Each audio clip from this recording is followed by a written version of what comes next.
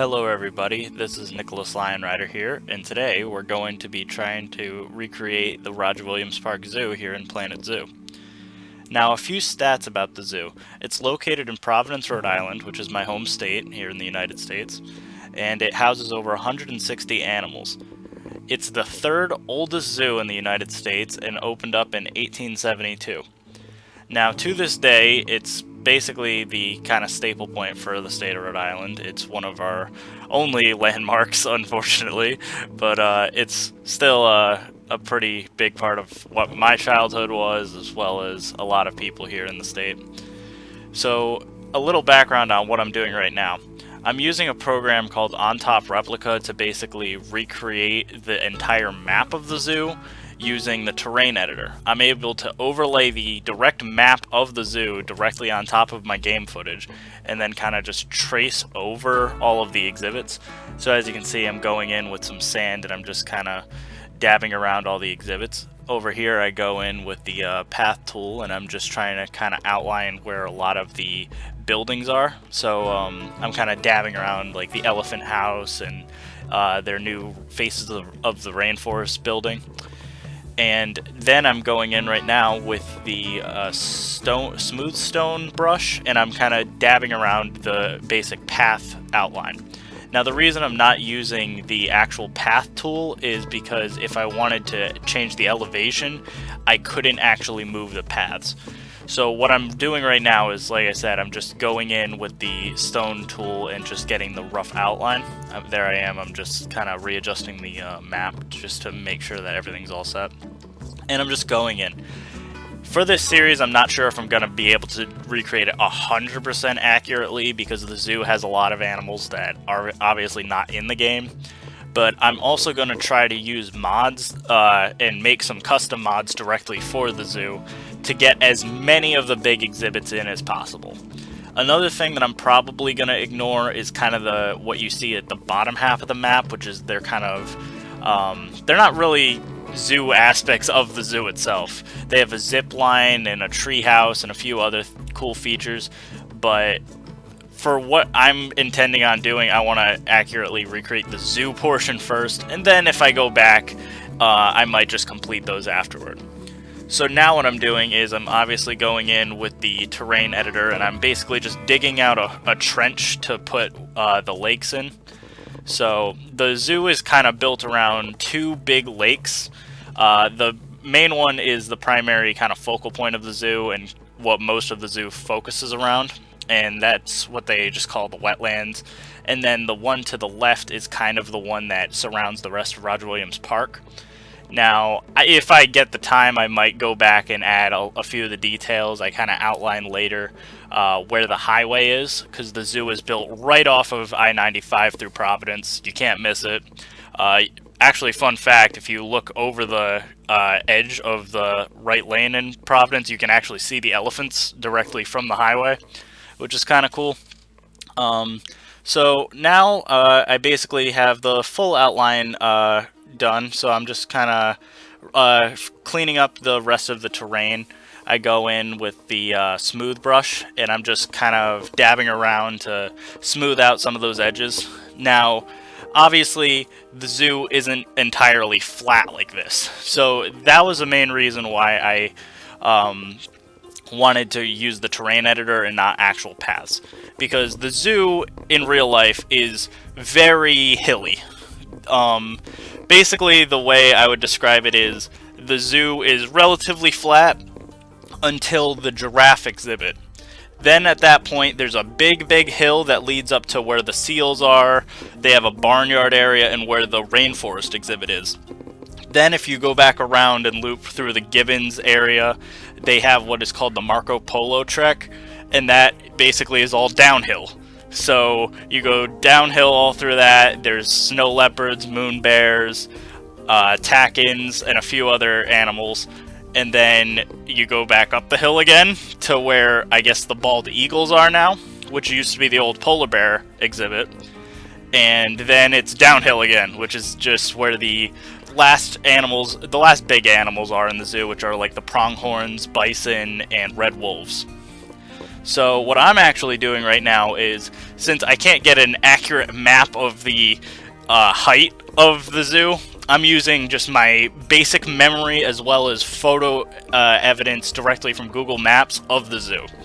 That's been my biggest thing during this entire build, is I'm constantly using reference from the actual zoo map on Google Maps. So I'm manually dropping in the little avatar and I'm going in scene by scene, just trying to recreate everything I can.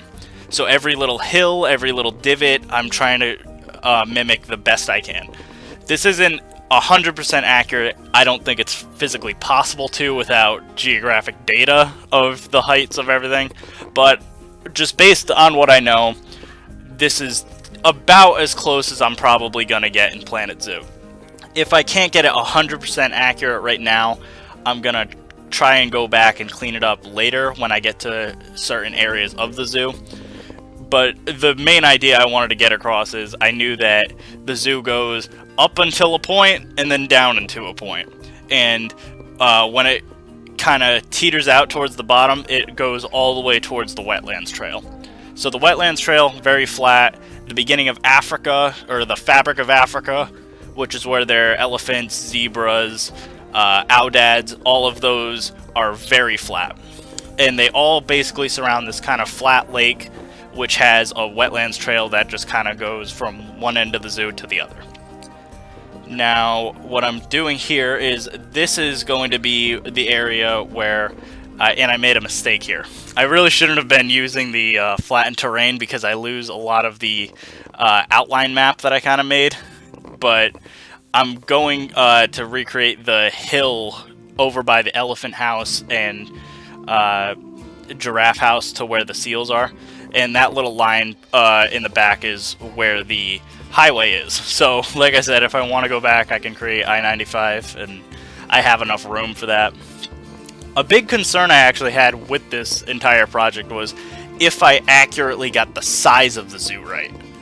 Because I was worried that the animals are going to be not having enough space, and that could just be, you know, the actual Planet Zoo statistics. I plan on playing on Sandbox, where there's not going to be all the real world ramifications of, like, oh no, this elephant doesn't have 20 cubic acres of land to, like, get through. So I wanted to be at least fair to that. And from what I can tell, it's a little bit small, I think, for what I would have liked, but it's not unbearably small where it's, like, unplayable or, like, you know, completely unrealistic. And I think it should be pretty accurate to what I need it for. In truth, the main reason it's only this small is because the program I was using, like I said, ontop replica, couldn't actually cover the entire base. If I zoomed all the way out on the Planet Zoo map, I couldn't accurately put the map directly over it without it, like, kind of cutting off a little bit. And because of that, I had to recreate it. So right now, I'm, like I said, just recreating that hill as best I can. It's really messy right now, really bumpy, but I'm gonna go back and eventually clean this all up at the end once we get to those areas. So right now I'm over where the camel exhibit is, and that's all just downhill. So right there, that's where the moon bears are. The moon bear exhibit is all on hill. It's just a big hill leading from one end of a big canyon to the bottom of a canyon. And then at the very bottom, there's a crane exhibit and some red pandas. And they're right next to the snow leopards. And basically that's the entire Marco Polo trail in a nutshell. It's a big hill leading to kind of a little, like, canyon that you can look into. And it's really cool looking. I really like it. There's rumors, and that's the one thing about the zoo, is there's always rumors of what's coming to the zoo. I've been to this zoo well over 200 to 300 times in my life. As a kid, I literally would go 3 to 4 times a week. It was crazy. So I know the zoo inside and out. I've seen it in every version of the zoo it could possibly be. I was there when they had polar bears. I was there when they had bongos. I was there when they had a walk-through kangaroo exhibit and when they got rid of kangaroos entirely. When they had penguins, when they had a sea lion. When they didn't have a sea lion, now they only have seals. I've seen it all. The only things that have stayed pretty consistent throughout the entire time I've been alive, basically, are the 3 elephants they have, which are Kate, Ginny, and Alice, and the giraffes exhibit. That's one of the only things that has actually stayed consistent. Everything else has been up for, change, and that's to be expected. When it comes to zoos, change is inevitable.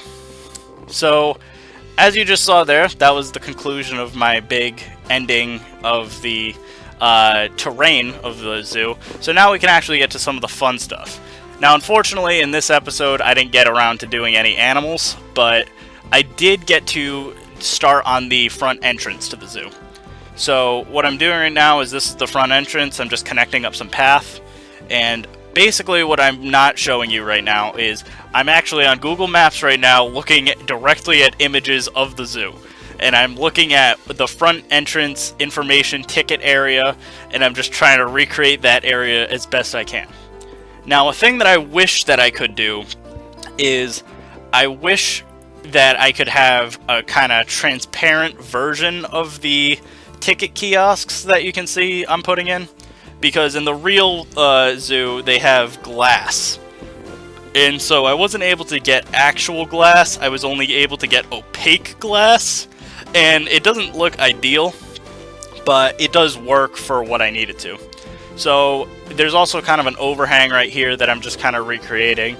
It's not a big overhang. It was originally for a big mosaic they used to have of the original polar bear logo they had, and unfortunately the zoo doesn't have polar bears anymore, so now their new logo is kind of a, I think it's supposed to be a giraffe in the shape of an R for Roger Williams. It doesn't really read that way entirely. I'll put up a little reference image of what it's supposed to be. I don't think it's the most accurate representation, nor do I think giraffes are the zoo's staple animal anymore. It's actually kind of weird because in the merchandise they really kind of highlight red pandas as their kind of like staple animal now, even though they're just kind of a very marketable animal. I think the zoo even said in a statement about getting new animals that the red pandas are just one of the cheapest alternatives to a really high quality animal that is going to make a lot of money. Basically, elephants, tigers, gorillas, yeah, sure, they're really popular animals, but they don't really, they use way too much money.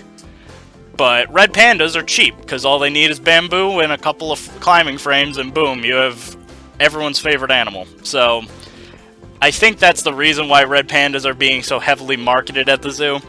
But, as I was saying, I guess their unofficial mascot right now are giraffes. I think that I personally would have done the elephants or something, but, that's just me. So, basically, I'm recreating this kind of old mosaic that they have. There's kind of like this bluish and white tinge to the top mosaic. It's not really anything crazy, it's just some waves. So I wasn't able to obviously go in and get like super accurate waves, but the kind of triangular pieces I used are pretty close to what they actually are. So now I'm going in with those glass panes, like I was saying, and just trying to cover up the little information kiosks. Now, often when I go, only 1 or 2 of them are open, but I suppose during peak season, they could have all 4 open. I believe there's 4. I think there actually could be 6, but from what I recall, there are 4, because I've never seen more than those open. And they actually moved where the membership entrance is. It used to just be one of those kiosks, and you would just get your membership sticker like signed off there. But now they actually moved it over to like where like a tractor entrance is off to the side. So now basically what I'm doing is I'm going in and oh yes, so the actual mosaics have these kind of fins on them. I don't know how to describe it. It kind of looks like this kind of like aquamarine, like rising sun almost. And it's a repeated pattern that they have like throughout the entire front entrance, and all the little circles have them. And I like the color of them. I think it like looks really nice, but man, were they a pain to recreate. So the actual ones in the zoo have like even crazier things. Like they have kind of like 2 additional rings around them, and you can see that I try to recreate that in a minute. I'm trying to recreate it using these cubes, and I really wish that Planet Zoo had even smaller pieces so that I can get it even better. So I try to like kind of wedge it in, and it just wasn't working out. So I eventually take them out. I get frustrated around this point. I think I like get to the halfway point and I'm like, this isn't working. And I look out and I'm like, nah, that's not working. So I just take the entire ring piece and I just move it over to the next little sun area. And so I move that in, and at this point I'm like, okay, it's actually starting to look like the zoo logo. So now I'm starting to work on the welcome sign. Now, off camera, I eventually would go back and recreate the logo, because the logo is quite complex. Like I said, it's kind of this abstract giraffe, and just to get it a little bit accurate, I spent another probably 20 to 30 minutes off camera just recreating it the best I can. What you're seeing is my first attempt, so in the final little like money shot you'll see at the end, it'll look a lot better. But I'm just trying to play around with any shapes I can to get the shape to be as accurate as I can. Planet Zoo doesn't have a lot of really small shapes that let me mess around with the mosaic as possible, so I'm just trying to use anything like some of the lettering or a few of the different comma pieces and stuff that you can have for signs, and I'm just trying to recreate it as best I can. I think it kind of looks more like a tentacle monster than a giraffe in this version, and because of that I went back and I did a much better version. And the other one, I must say, looks like a giraffe. This one looks more like a kind of octopus monster or something. It's okay for Planet Zoo, but I ideally would have, you know, rather had the version that I eventually recreated recorded, because this one just wasn't working out. So I'm kind of almost done with what I think I settle with. It's okay. The neck is a little bit broken there, but like I said, it was fine for now. So I guess apparently not. Apparently I went back and tweaked the face. This entire logo I wanted to get right, because if I didn't get the zoo's logo to look good, the rest of this entire build probably wouldn't have looked good. The rest of the zoo would have probably been like, well, yeah, it kind of looks just amateurish. So I'm trying to go for like total accuracy with this series. So I'm going in and I'm trying to recreate every little detail I can within the limits of Planet Zoo. So I try to add in this welcome sign, and that was another pain, because I wish there was a sign piece that was just the text and nothing else, because I'm trying to wedge this sign in that, and you can still see it kind of pokes out a little bit, the little gray box behind it. Luckily I was able to get the text to kind of show up in front. Now at this point I realized that the original pillar I made isn't actually that accurate to what it looked like in real life. They actually have these kind of round brick columns that kind of fill up the thing. So I go back and I fill it with kind of a brick thing, and a brick texture, and I go back and I add the rest of the columns in. So now at this point the front entrance for the most part is done. So now I'm starting to fill in the rest of the kind of entrance pavilion the best I can. So there's 4 big trees in front of a visitor center. So I add those trees. They're not nearly as full in real life. They're kind of smaller trees. But then I go back to the visitor center. Or membership services, I should say. So this little building, I was trying to figure out what kind of roof pieces I wanted to use. It's kind of this like steel structure, but the roof is just a pointed roof, which is pretty common in New England. So I move it down, I found a good piece, and then I just move that into place. So I kind of move that in, expand the path a little bit. In real life the path is a little more ornate, there's a few little brick patterns and stuff, but I think I did the best I could with what I had. So now I'm going back in and I'm filling in kind of this little brick area that kind of borders off the membership services area from the parking lot. So I go in, I'm adding mulch so that I can kind of fill in the rest of the background. I'm adding a ton of plants. For this build, I I'm not trying to limit myself to what is accurate to the North American temperate forest biomes and like specifications that the game has, because that's ridiculous. I think in the game it doesn't even say that like there's oak trees in temperate North America, which is very inaccurate because all the state is, like, state in New England in general, is oak trees. It's oak trees, birch trees, and pine trees. And so I'm just trying to use as many of the foliage as I can to, like, accurately recreate what should be the New England trees. And to an extent, I'm even using, like I said, the Google image references to get as close to the trees as I can. So if there's a tree on its own, I'm gonna try to accurately portray it here. Now, one thing I don't like about using these mulch pieces, I didn't even realize they had them in this game until I actually watched, I think it was Silverette, Delay Designer, and Rudy Rankamel's Koali Zoo episode, and they were mentioning that, oh yeah, did you use the mulch pieces? I didn't even know they existed because they're buried in the flower section of the nature tab. I didn't even know that was a thing. So I started using them, and they work okay. I wish they were a little more repeatable without it being a little too intrusive, because right now they look very blocky, but they do the job. So now I'm going in, I'm adding the little poles that obviously keep the membership services building afloat. Again, I go back and I'm like, oh wait, the reference image says they're rectangular columns, so I need to change that. So I go back, and I'm just trying to add those little details to like get this as close to the actual product as possible.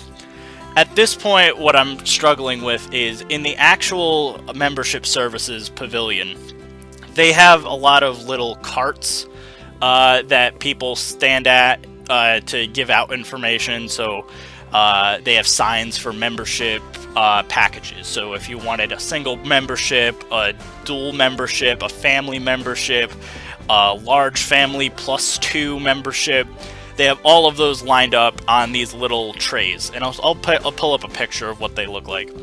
And so, unfortunately, Planet Zoo doesn't have anything like that. And so I was struggling. I'm like, what is the best way to represent those? I have no idea.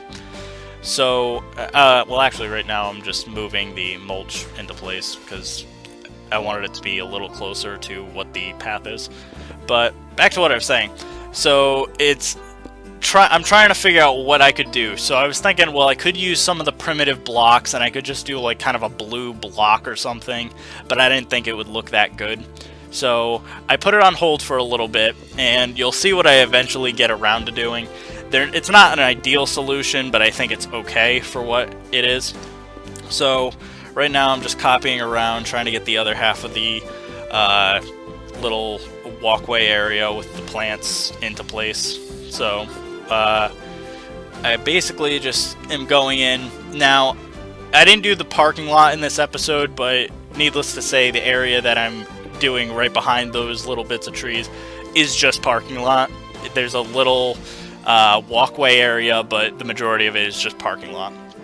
So over here, I'm getting around to doing the other side of the actual entrance building, and any little details I can. So I'm placing down benches where benches need to go, trash cans where trash cans need to go, and just trying to add a little bit of elevation here because there's basically a little bit of forest behind all of this entrance to kind of hide it from the kind of change the difference between the parking lot and the zoo itself.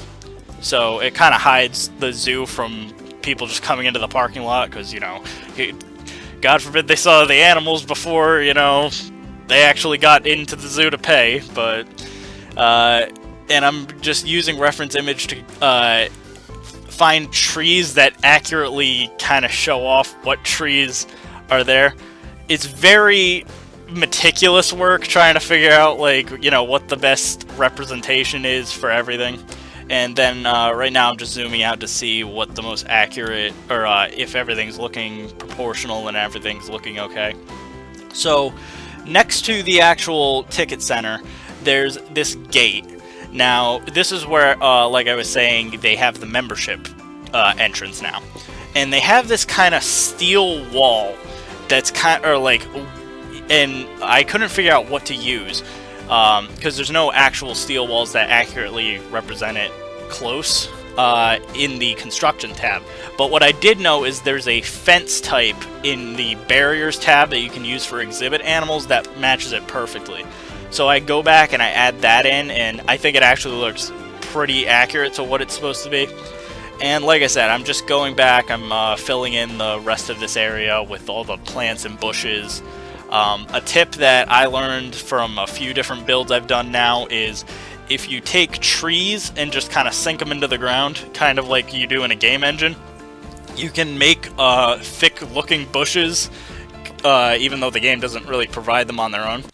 And they look pretty realistic, so you can add a lot of really nice foliage that way. Sprinkle in some dirt texture and some soil, and you get a really nice looking collage of plants. So I see right now there's a little pot that the front entrance has, so I go in and I add a little pot with some flowers. Little details like that I just really like, because they do a lot for like the build overall. So here I am going in on the other side. On the other side of that hill is the Fabric of Africa area, and actually the exit to the zoo. Now, during the summer months, they'll have a kind of hill that acts as an exit where you can bypass the actual ticket center and just exit out through this empty gate, and it leads directly into the parking lot.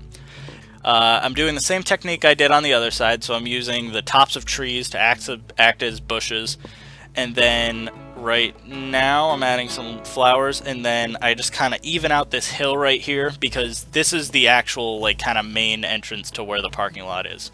So the ticket center has kind of two entrances on either side. One is to the main parking lot, which on the lesser months, so kind of early spring, winter, late fall, you can usually find a parking spot pretty openly in the main parking lot. Otherwise, you have to go to their kind of bad parking lot, which is like this giant long stretch, and you could be walking probably a half a mile just to get to the front entrance sometimes if you came during the summer. So right now what I do is I'm trying to recreate that kind of membership services area like I was saying earlier. I couldn't get those kind of carts in that I wanted, so instead I kind of put benches, and I was thinking, well, in real life that's pretty much what the carts are. They're just a bench that you can kind of drape a cloth over that says Roger Williams Park Zoo and throw some membership details on it and call it a day. So another thing that I'm experimenting with right now is I'm trying to figure out what the best technique is to create a big a banner that says member services or membership services. So in real life they have this big banner, and it has like usually some kind of animal that is in the zoo, be it a red panda or cheetah, an elephant or something, and it'll say membership services, and it stretches all the way across the entire little I guess gazebo area is what you could call it. And there's just nothing in Planet Zoo that's like that, which I was surprised by. There's no like poster ability or anything that you can just write stuff. They all have to be signs. So right now I'm just basically trying to figure out what I wanted to do. I thought, well, if I split it into two different signs, I could do membership and services. And the issue there is the fonts and stuff are just in two different sizes. So what I ended up settling on is just one sign that's kind of small. It's not ideal, but it's pretty much the best I could get. And I just copy that over to the other side, and there you go. So now I have the whole membership services thing. So at this point, I'm actually going to try and add in some of the other banners. Now, normally in the ticket center, they have banners everywhere. They have a big thing that says like Roger Williams Park Zoo, and it'll have like a red panda on it, or an elephant on it, or a giraffe on it. And they have these all over. So what I'm actually using is Rudy Renkamel made these kind of signs for like exhibit animals during Christmas. It was part of his like 12 days of Christmas free assets or blueprints. And so what I'm doing is I'm actually taking his kind of like small text and stuff, and I'm using it to recreate some of the signs. So these little signs that are just text with the little green strip at the top are normally where the ticket prices are listed. I believe right now it is $17.95 an adult, $13.95 for children under 13. I could be wrong. Currently it's the winter months, so they're actually half price until February, so right now is actually some of the best time to go. I actually love going during winter because even though people say, oh my god, it's cold, why would you go to the zoo during winter? There's a lot of perks. At least Roger Williams is open year-round, so you can come at any point of the year. And Roger Williams also has a lot of cold animals, so if you like snow leopards, or if you like moon bears or red pandas, they all love the cold, so come whenever and it doesn't matter. And you'll still see the giraffes and stuff. They have an indoor viewing area. They actually have a little yard that you can still go into and look at them. And then the only animals that are kind of sad to see during the winter months are the zebras.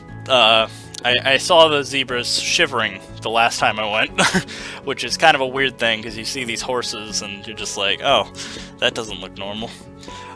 So what I'm doing right now is I'm actually going in and using those signs that Rudy made, and I'm just trying to attach animals that are actually found in the zoo to the signs so that they can act as kind of banners. Now, what I'm doing right now to get the actual animals to display is I had in the background an animal trade center placed down, and I spawned in a giraffe, an elephant, a red panda, and a cheetah, and put them in a small cage just so that I could get the actual TVs to display. So then I'm just kind of moving these around into place, and that's it. So here are the money shots that you can see at the end. They show off the little changes I made since we recorded. And I really hope you guys enjoyed episode 1. Episode 2 should be out relatively shortly. I'm going to be recreating the zebra exhibit. So until then, stay tuned, and thanks for watching.